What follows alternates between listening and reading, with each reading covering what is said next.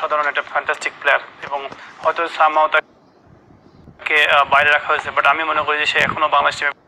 তো সেই ক্ষেত্রে অবশ্যই আমার কাছে মনে হয় যে কিছু না কিছু গ্যাপ আছে। আমি যতদূর জানি যে অনেক সময় টিমের সিলেকশনের জন্য কারেন্ট পারফরমেন্স খুবই ভালো, হয়তো দুই একজন প্লেয়ার হয়তো দেখা হলো যে সামহাও কোনো মেডিকেলি কোনো ইয়ে দেখিয়ে হয়তো দেখা হলো যে রিপ্লেস নেওয়া যেতেই পারে। এমনিতে কালকের 11 সারাদিন মাঠে খেলা দেখার পরে আবার এইটাকে ফলো করা চোখেরও একটা ব্যাপারটা টায়ার্ড হয়ে যায়। তো তারপর আমি বলবো যে আমার মনে হয় যে টিমে এখন যে ধরনের টিমটা আছে 15 জনের মধ্যে স্কোয়াড যারা আছেন প্রত্যেকেই কিন্তু ডিজার্ভ করে টিমে খেলার মতো। এখানে বাংলাদেশের সবচেয়ে বড় পজিটিভ সাইড হচ্ছে যে আগের টিম বানানো 11 জন কিন্তু খুবই সহজ ছিল, এখন টিমের বেঞ্চের বাইরে যারা বসে আছেন তারাও কিন্তু টিমে খেলার মতো প্লেয়ার। তো এইটা কিন্তু বাংলাদেশ টিমের জন্য খুবই একটা প্লাস পয়েন্ট যে যারা বেঞ্চের বাইরে বসে আছেন তারাও কিন্তু যে ঢুকবে সেই কিন্তু পারফর্ম করবে, তার এরকম একটা প্লেয়ার কম্পিটিশনটা। নাসির সেটা কালকে করে দেখিয়েছে, সানজামুল আগের ম্যাচে করেছে। জি, আগের ম্যাচে। তো এই হাড্ডাহাড্ডি কম্পিটিশনটা টিমের জন্য আরো ভালো, কি আপনাকে আরো উপরে নিয়ে যাবে আপনার দলকে পারফরমেন্সের জন্য।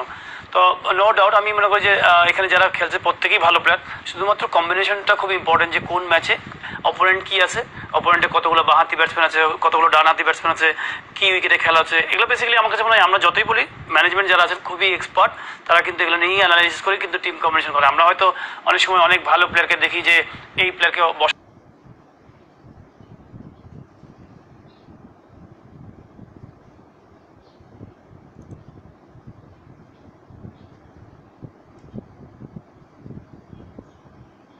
কেন, ওই প্লেয়ারকে বসানো কেন, আসলে অনেক সময় দেখা হলো যে ওই কন্ডিশনের কারণে হয়তো অনেক সময় অনেক ভালো প্লেয়ারকে বসতে হয়।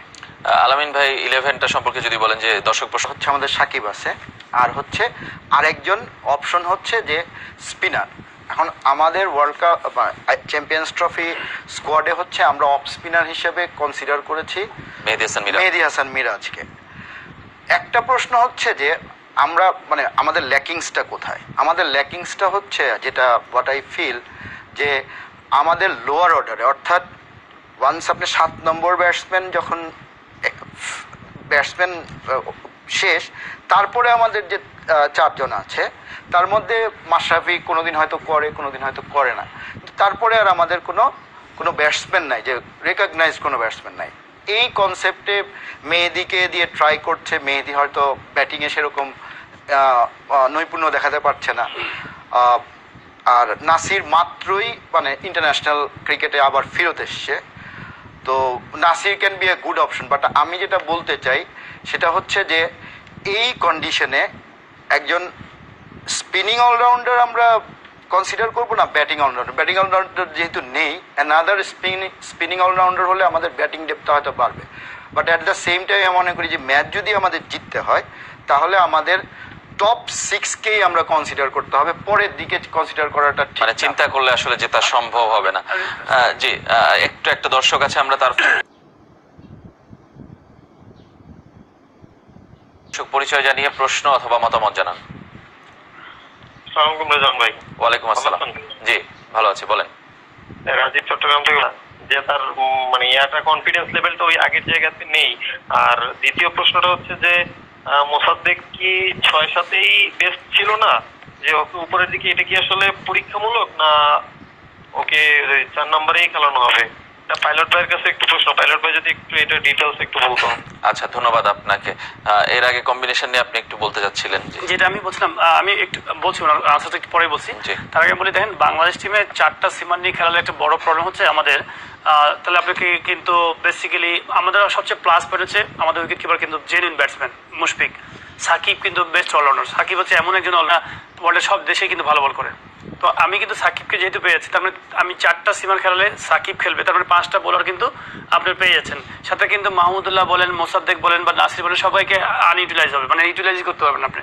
তো সেই ক্ষেত্রে আমি বলবো যে বাংলাদেশ টিমের ওই কন্ডিশনে কিন্তু খেলার জন্য আমাদের কিন্তু অ্যান্ডারসনের মতো অলরাউন্ডার কিন্তু বাংলাদেশ টিমে নাই। আপনি যদি অলরাউন্ডার, আমরা সাধারণত বাংলাদেশে এই সাবকন্টিনেন্ট হয় কি স্পিন অলরাউন্ডার হয়। তো যদি আপনার ঘরে এরকম পেস বোলার অলরাউন্ডার যদি না থাকে, তখন আপনি কিন্তু জোর করে তো তাকে অলরাউন্ডার বানিয়ে খেলানো যায় না। তো সেই ক্ষেত্রে আমার কাছে মনে হয় যে আপনার ট্রাস্ট করতে হবে, এবং আমার মনে হয় যে সেখানেও কিন্তু একটা ভালো সুবিধা আছে যে ওই দেশের মানুষগুলোও কিন্তু স্পিনে একটু হলেও দুর্বলতা থাকেই। তো সেই ক্ষেত্রে বাংলাদেশের 3টা সিমার সাকিব যেহেতু 10 ওভার বল করে ম্যাক্সিমাম দিনে 4টা আপনি বোলার পেয়ে গেলেন, সাথে 10 ওভার বল করার জন্য ওয়ানডে ফরম্যাটের একটা প্যাকেজ প্লেয়ার হলে খুব ভালো হয়, যেমন মোসাদ্দেক, মাহমুদুল্লাহ রিয়াদ বা ধরেন নাসির, প্যাকেজ প্লেয়ার যে এই 3 ওভার ও 2 ওভার ও 5 ওভার বল করে বেসিক্যালি 10টা ওভার শেষ করা। ওই 10টা ওভারের জায়গায় যদি আপনি জেনুইন পেস বোলার নেন তাহলে কিন্তু সে ব্যাটিংও করতে পারবে না, এবং আমার কাছে মনে হয় যে ওই সাপোর্টটা পাবেন না, যে কনফিডেন্স থাকে না যে পিছিয়ে যে 8 নম্বরে একটা ভালো ব্যাটসম্যান পাবেন বা 7 নম্বরে একটা ভালো ব্যাটসম্যান পাবেন, সেটা কিন্তু কমে যাবে।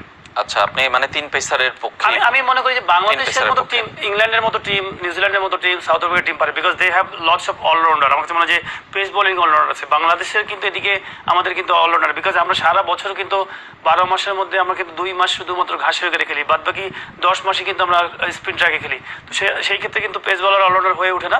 আর যেগুলো আছে তাদেরকে আমরা ওইভাবে দিন বাবু, তারপরে আপনার ধরেন যদি সাইফুদ্দিন নামে প্লেয়ার নতুন আসছে শ্রীলঙ্কা খেলছে, এই ধরনের প্লেয়ারগুলো যদি আর 6-7 মাস বা 1 বছরের মধ্যে যদি রেডি হয়ে যায় তখন কিন্তু আপনি 4টা সীমা নিয়েও খেলতে পারবেন।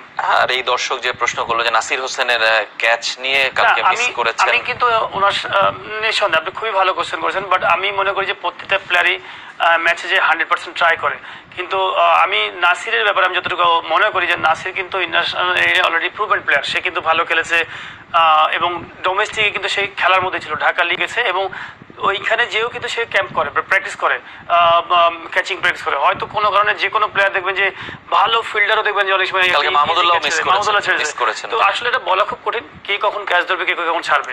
আর আরেকটা প্রশ্ন ছিল যে মোসাদ্দেক হোসেন, আপনি কোন পজিশনে তাকে দেখতে চান? কখনো 7-8 নম্বরে খেলানো হয়েছে, কালকে 4-এর ব্যাটিং করানো হয়েছে, এটা কি আপনার কাছে সিচুয়েশন? শুধু মোসাদ্দেক এমন একটা প্লেয়ার আপনি যে কোনো জায়গায় ইউজ করার মতো প্লেয়ার, মানে আপনি যদি ব্যাটসম্যান হিসেবে তাকে ইউজ করতে চান, আমি তো তাকে রিসেন্টলি খুবই কাছ থেকে দেখেছি, এবং গত বছর সে আবহানী টিমের হয়ে খেলেছে, অপোনেন্টে আমার হয়ে। যখন আমি বিসিএল এ খেলেছি তো দেখছি ফ্রি শটস খেলে, এত মানে আমি বলবো যে তার মধ্যে অনেক কোয়ালিটি আছে, এবং ন্যাচারাল একজন প্লেয়ার, ভালো ফিল্ডিং করে, ভালো অফিস করে, ইয়াং, এবং ক্রিকেটের মেধাটা খুবই ভালো, এবং সবচেয়ে বড় জিনিস নেগেটিভ ক্রিকেট খেলে না, পজিটিভ ক্রিকেট খেলে, আমি জিততে আসছি এই ধরনের ক্রিকেট খেলে। তো আপনি এই ধরনের প্লেয়ারকে নিয়ে যে কোনো জায়গায় গ্যামলিং করতে পারেন, কখনো কখনো 6-এ নামাতে পারেন, কখনো কখনো ঠিক আছে আমার রানের দরকার আছে আমি 4-এ বা 5-এ নামাই দিলাম। তো টিম ম্যানেজমেন্ট আমি প্রথমে বলেছি, দেখেন টিম ম্যানেজের প্রতি আমাদের বিশ্বাস রাখতে হবে, আস্থা রাখতে হবে যে না ঠিক আছে যেটা করছে নিশ্চয়ই টিমের কম্বিনেশন ভালো করার জন্য, একদম হেলদি কম্বিনেশন তৈরি করার জন্য।